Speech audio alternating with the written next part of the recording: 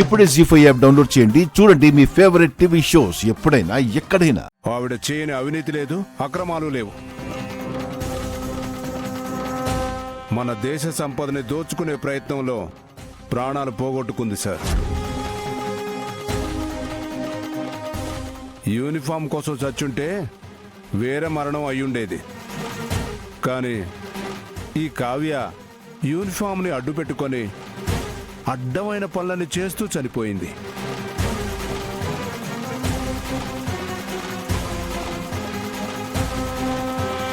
డిపార్ట్మెంట్లో చేరిన వాళ్ళు ఎలా ఉండకూడదో నేర్చుకోవడానికి ఈవిడొక ఎగ్జాంపుల్ సార్. అబద్ధం సార్, అబద్ధం సార్, అబద్ధం సార్, అంతా అబద్ధం.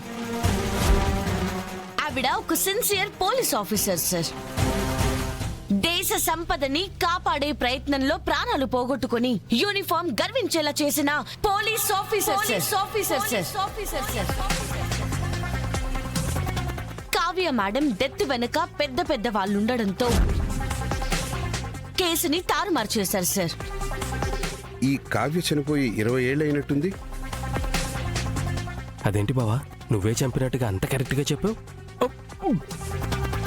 అవును సార్, కానీ డ్యూటీలో ఉండి యూనిఫామ్ కోసం ప్రాణాలు అర్పించిన కావ్య గారి గురించి సొసైటీ కథలు కథలుగా మాట్లాడుకుంటుంది సార్. కానీ అవన్నీ కట్టుకథలు సార్. అసలైన కథ వేరే ఉంది సార్. అది కూడా మా ఇన్వెస్టిగేషన్ లో తేలింది సార్. ఇన్వెస్టిగేషన్ 20 ఏళ్ల క్రితం చనిపోయిన వ్యక్తి గురించి ఇప్పుడు ఇన్వెస్టిగేషన్ చేస్తున్నారా? చనిపోయింది వ్యక్తి మాత్రమే అయితే ఇన్వెస్టిగేషన్ చేసేదాన్ని కాదు సార్. కానీ ఈ వ్యక్తితో పాటు తన సిన్సియారిటీ కూడా చనిపోయింది సార్. ఆధారాలు ఏమైనా దొరికాయా మీ ఇన్వెస్టిగేషన్ లో? దొరికాయి సార్.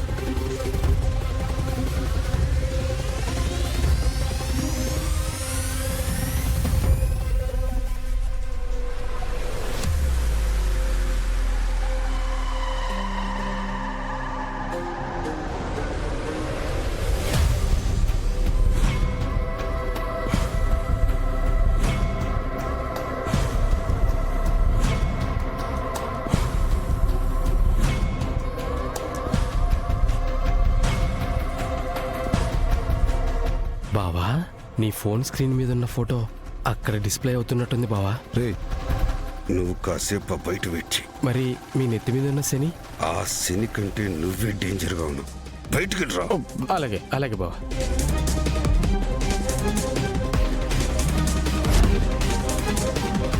ఈ కేసులో ప్రధాన నిందితుడి ఫోటో సార్ ఇది.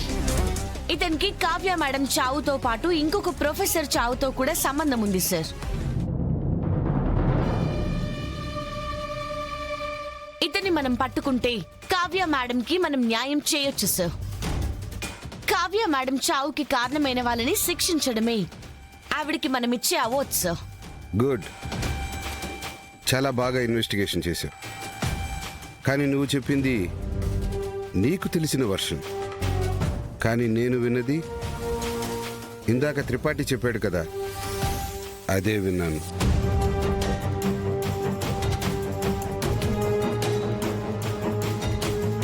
చెప్పాను కదా సార్, అదంతా కట్టు కదా అని. ఓకే, చెప్పావు కదా. ఇక నుండి ఈ విషయం గురించి నేనే ఆలోచిస్తాను. ఓకే గైస్, చెప్పింది గుర్తుంది కదా. లా అండ్ ఆర్డర్ని సరైన దారిలో పెట్టడం మీ బాధ్యత. పోలీసులంటే ప్రజల్లో ఉన్న భయాన్ని తొలగించి ఫ్రెండ్లీ పోలీసులాగా మెలగండి. మళ్ళీ రిపబ్లిక్ డే రోజు కలుద్దాం. జై హింద్. జై హింద్ సార్. జేడి.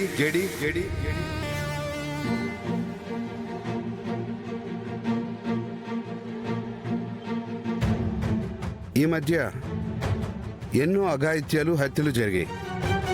వాటిని క్లోజ్ చేయడం మానేసి ఎప్పుడో 20 ఏళ్ల క్రితం జరిగిన కేసుని పట్టుకుని ఎందుకు వేలాడుతున్నావు? తన గురించి ఎవరు కేసు కూడా పెట్టలేదనుకుంటాను. కేసు కావాలంటే నేను పెడతాను సార్. ఏంటి నువ్వు పెడతావా? నీకేమవుతుంది? సిఐ కావ్య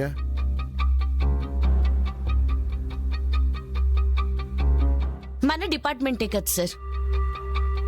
మనమంతా ఒకే కుటుంబం కదా సార్. మన కుటుంబంలో సభ్యులు చనిపోతే ఇలాగే వదిలేస్తామా సార్? మీరే చెప్పండి. చూడు చెడి, ఆ కేసుని అలా క్లోజ్ చేశారంటే అప్పట్లోనే ఆ కేసు విషయంలో పెద్ద తలకాయలు ఇన్వాల్వ్ అయ్యి ఉన్నాయని అర్థం. క్లోజ్ అయిపోయిన కేసుని అనవసరంగా కెలుక్కొని ప్రాణాల మీదకి తెచ్చుకో. కేడి, నువ్వైనా తనకు అర్థమయ్యేలా చెప్పు. ఇప్పుడిప్పుడే మంచి పేరు తెచ్చుకుంటున్నారు. మీరు ఆ సిఐ కావ్యాలు అవడం నాకు ఇష్టం లేదు. అది 20 ఏళ్ల గతం. దాన్ని గతంలాగే వదిలేయండి. లేదంటే మీరు కూడా జ్ఞాపకాలుగా మిగిలిపోతారు. మనమంతా ఒక ఫ్యామిలీ అన్నారు కాబట్టి మీ క్షేమం కోరే చెబుతున్నాను. ఆలోచించుకోండి.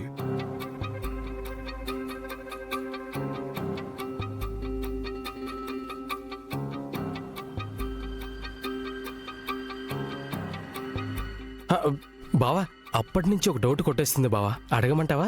అడుగో. వాళ్ళ ఇన్వెస్టిగేషన్లో దొరికిన ఆధారం, మీ ఫోన్ స్క్రీన్ మీద ఉన్న ఆధారం ఒకటేనా బావా? అధిక ప్రసంగం ఆపి ఆ జేడీకేడీలను ఫాలో అవ్వు.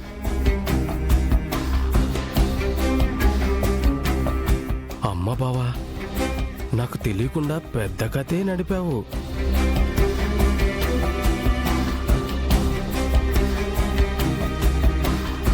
మా అమ్మ కేసు గురించి ఇన్వెస్టిగేషన్ చేయడం మానేయమంటున్నారు.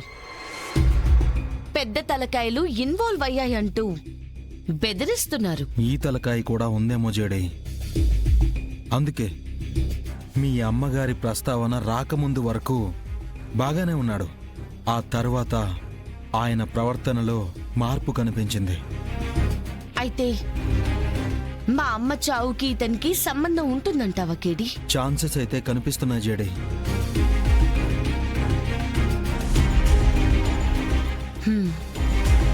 సరే పద.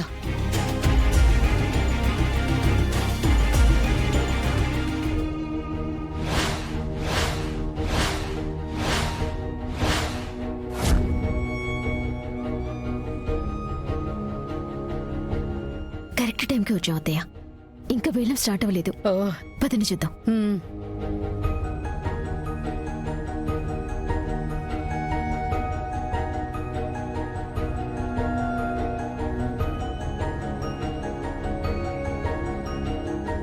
జీ5 యాప్ డౌన్లోడ్ చేసి అన్ని ఎపిసోడ్స్ పూర్తి ఉచితంగా చూడండి.